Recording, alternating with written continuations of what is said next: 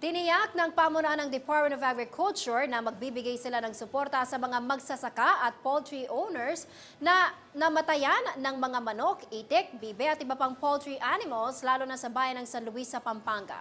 May pondo na inilabas ang DA para sa pautang sa mga poultry raiser, owner at workers dito. Si Chesin Sayo, may balita. Hindi raw pababayaan ng Department of Agriculture ang mga nag-aalaga ng manok at iba pang ibon sa mga lugar na apektado ng avian flu outbreak sa Pampanga. Ayon kay Dr. Eduardo Lapus Jr., Regulatory Division Chief ng DA Region 3, mayroon ng pondong inilaan ang Agricultural Credit Policy Council ng kanilang ahensya para sa mga ito. Mababa lang ang interes sa pautang na sisimulang bayaran ng mga poultry raisers at workers pagkatapos ng 3 taon.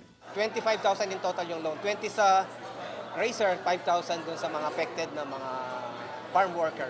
Nakapagbigay na raw ang ACPC ng 50 milyong pisong pondo na inilagay sa Rural Bank ng San Luis mula noong dumating si Pangulong Rodrigo Duterte sa Pampanga. This is a soft loan. Actually, payable siya after 3 years pa eh.